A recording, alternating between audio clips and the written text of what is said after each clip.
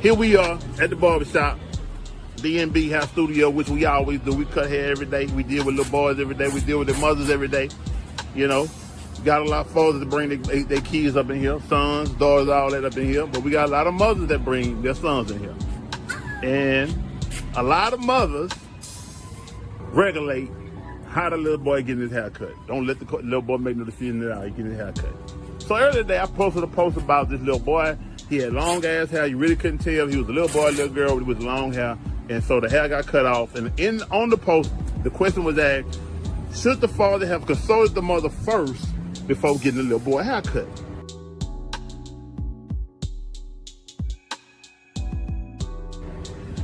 And I say no. And that's the question I wanted to come ask my compadres here at the shop. Blue, Big Tommy. What you think about that, man? Should the father have consulted the mother? My opinion, no. No, not at all. Like, that's where I feel like the father has to step in and take control of the situation. Because as a woman, they really don't know what their son or how their son want to get their hair cut. And I'm not speaking on just women and men, I'm speaking on experience. I'm a barber, I know. Right. Most women come in, cut how you think, you know, just, right. They don't really know. So I feel like a father should step up and hold that position where he say go for it until his son can make his own choice.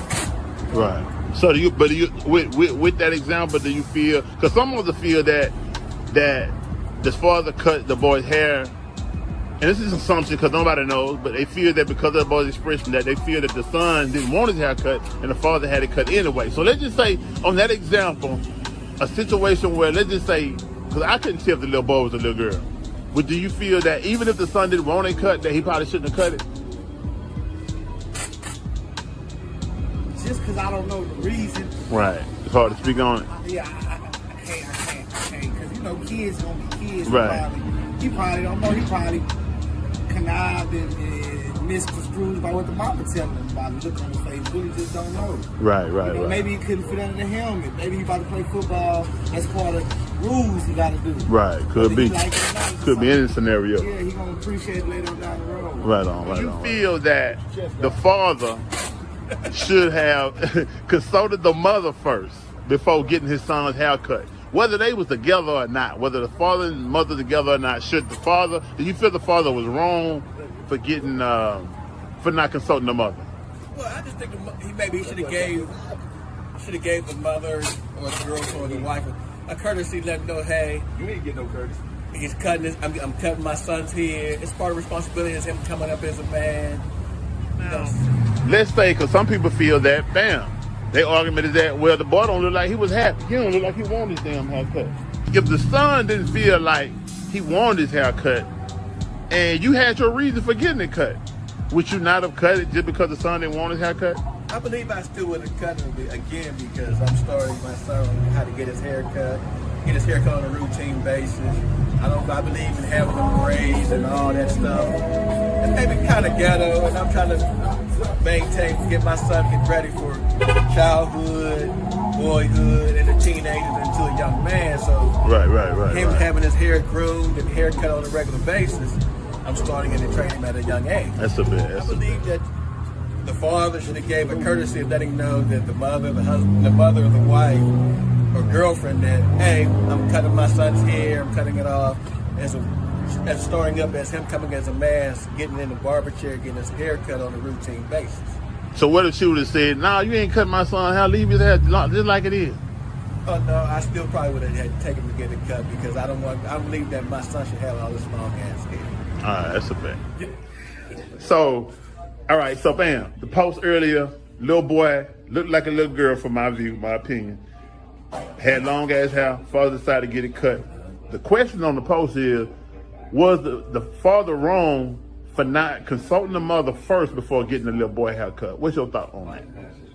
Nah, I'm not gonna say he was wrong because you have to understand there's a mother and a father, and I'm sure they both involved in the child's life, man. You can make decisions for your child just like the mother can make decisions for the child. The father can do the same. I mean, that's not endangering the child's health or his life or anything like that, man. Right. So I'm sure that's the dad, and the way society is set up right now, he just taking precautions, like, man, I'm tired of this shit, man. Nah, we're not doing none of this feminine bullshit. We're finna cut this shit out now. You a man. Right. You know what I'm saying? He Right, just for standing sure, his ground for on sure, that. So for that's sure. what I feel on that. On the second half of the question is, even if the little boy, because people say he looked like he was upset, they want his hair cut. So even if he didn't want his hair cut, would you have still, whatever reason you decided to get it cut, would you still have stuck to that reason and got it cut, even if the son didn't want his hair cut? Yeah, man. See, he's a child. Exactly.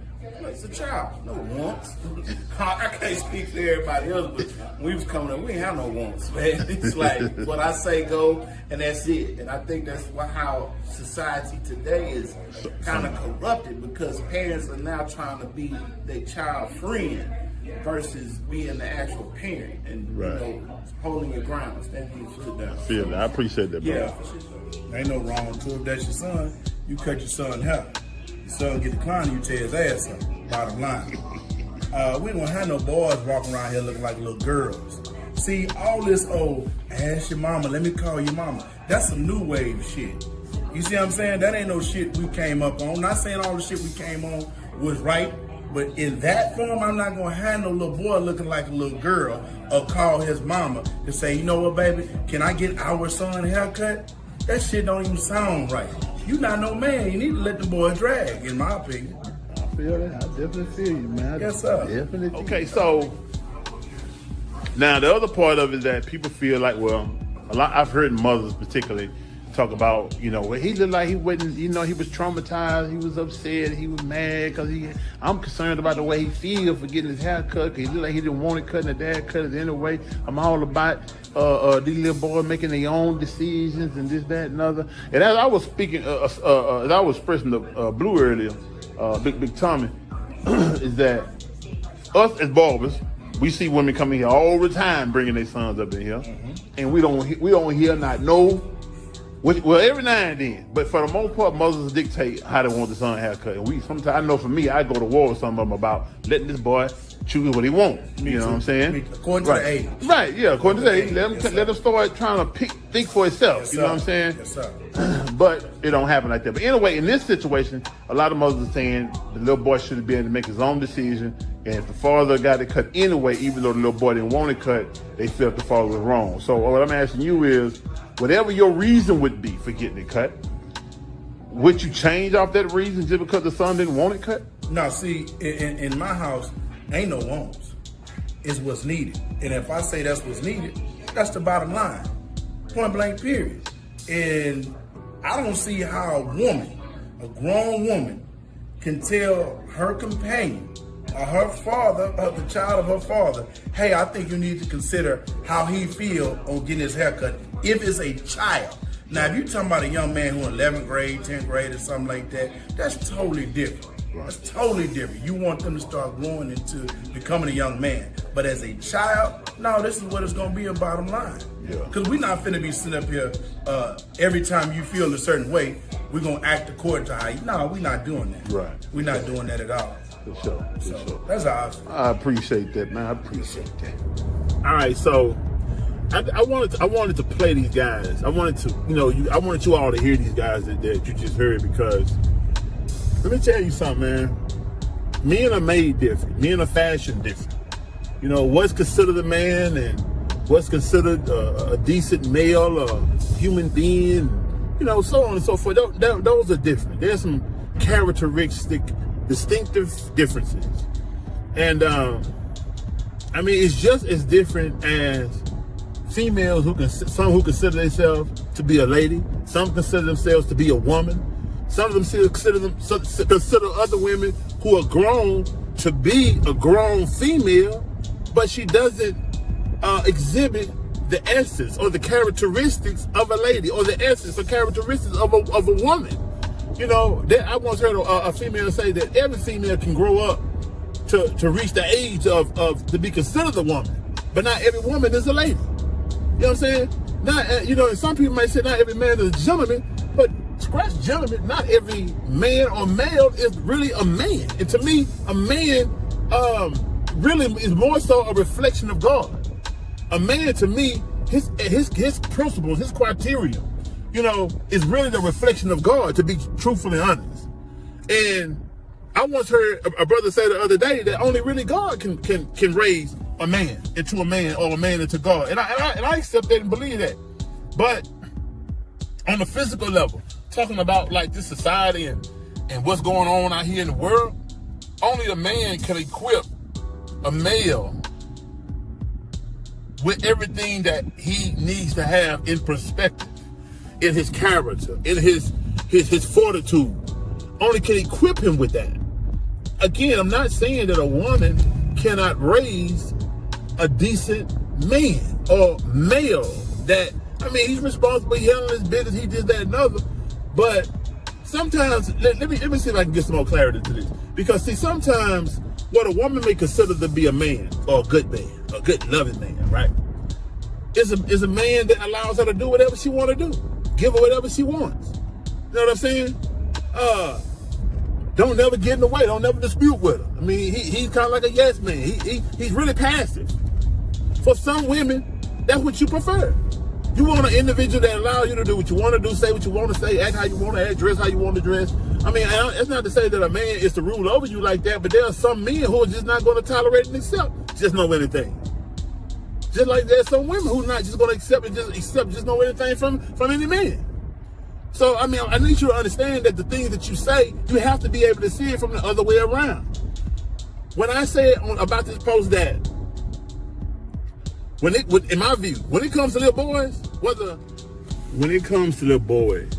I believe that fathers should have full reign over. I believe that the kids need both parents. Don't get me wrong, kids need both parents for good balance. There's certain things that a mother, when she's upright in her nature, in her God-like nature, when she's moving how she's supposed to be moved according to the pleasing of God, right? There's things in her nature that are very healthy and beneficial for that little boy, just like it is for that little girl. There are things that is in that man when he's in his God-like position that is necessary for that little boy and that little girl. But as we exist on our imperfect realm of existence, and knowing that we might not do everything, I ain't gonna say might not, we're not gonna do everything that's pleasing to the supreme being on our imperfect realm and level of existing and living. We still operate on a physical realm. In operating on the physical realm, a man can never give a little girl what a woman can give a little girl. You understand what I'm saying? A man can never give a little girl what a woman can give a little girl. Because a man would never be a woman. A man, isn't a woman, can't see the world from a woman's perspective, can't prepare this little girl like a woman can in some aspects. Just like a woman cannot prepare a male, a little boy, to be a man, prepare him from the perspective of a black man, specifically in America, like a man can.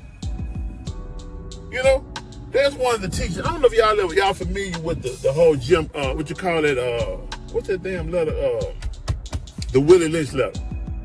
If any of you are familiar with this letter, that letter and the science of that letter, if you haven't read it, go read it. It's called the Willie Lynch letter. If you haven't read it, go read it, because he supposedly taught the American slave owners how to break the American slaves for generations and generations on out. And it's still being played out today, because the father is still being ripped away in some form, way, or fashion from the mother. But not, I'm not saying not in all cases where he's being ripped away like by the system or this, that, another. But in some cases, I mean, he's being ripped away in his psychology, you know, in his upbringing, his ill way of thinking, right? And so the mother is left by herself, and when she see all that happens to the black man, especially like when you see all these killings of him out here in the society, the woman gonna do what? She gonna try to protect him, right? So in her little boy, she's gonna make him in a way to where he doesn't exhibit certain characteristics like Nat Turner. She don't want him to be a Nat Turner. She don't want him to get done like Nat Turner. So she gonna make him not think and talk like Nat Turner. I don't want you to be, you know, I understand, baby, you know, I get you, you right, but, you know, she not gonna want him to go to the front line and go to war and be a renegade and you know, because she don't want him to get killed. But understanding that freedom requires soldiers that are willing to die, because freedom ain't free.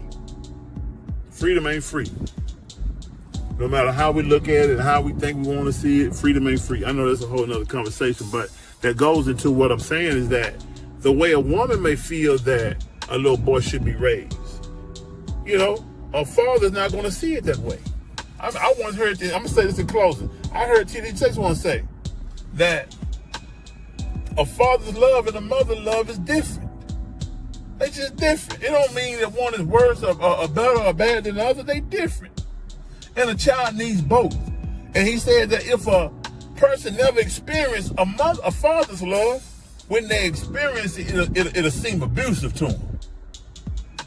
And that's why some of you sisters can't feel like it's so harsh. You know, according to the post, you know, it feel like sometimes the certain ways that a father handles his child, his son, is so harsh. Because you don't understand that a father's love, the way he cultivates and prepares his child is different than the way you do. A father is a law establisher. A mother is a nurturer. That's just what it is. And you know, one other thing is that, you know, and this is the final thing to close. One other thing is that, and I said, just from my own experience, the father's voice doesn't get the type of reverence and respect that it deserves, that it earns. A father's voice, a man's voice, it doesn't get the respect and reverence that it's supposed to have, that it earns. I remember I was doing a talk one time to a group of mothers and young people, and I said things that was hard for them to not to be quiet about. So they got in an uproar. It was about like people hitting them and not to hit back type stuff, right? And so it was such an uproar to where I'm trying to calm it down in an authoritative way. Like, man, y'all hold on, just hear me out. I'm trying to rationalize with it. That wasn't grabbing their attention. The woman who was hosting this thing, she had to come in there like a mother and went off on the whole room, chastised the whole room, kids and mothers. And guess what they did? They got quiet and they listened to her and they calmed down. Because the voice of a woman, of a mother, is more regarded, is more reverenced, is more respected than the voice of a man, of a father. And that's just something else to consider. But yeah, man, with all that being said, we're not going to raise and cultivate and love the same. It don't make one bad or better than the other. But when it comes to black fathers and mothers, man, we got to stop finding everything to be in competition and be at war about. Sometimes women take things their ego get involved. And when they feel like because a father might get a certain response from the child, because I know my son's mother, she used to get all upset because my son held a high regard of, he I guess respect, well, I ain't gonna say a high regard. He exhibited respect for me differently. And I guess maybe she wanted him to say, yes, ma'am, and whatever. So when he said yes, sir to me, and she'd be like, yes, sir. You don't be saying it to me, But the thing is that I think we dealt with him differently. So I required a certain mindset from him than she did. So she got what she required of him, And anyway, with all that being said, I mean, we raised differently. We got to stop being in competition, and we got to stop battling with each other on how we raising our young people, and start supporting each other, start loving each other, start I mean, just trying to understand and stop trying to go back and forth and get so sensitive and all that there about, you know, what we should be doing as a partnership together. Anyway, with that being said, peace and blessings.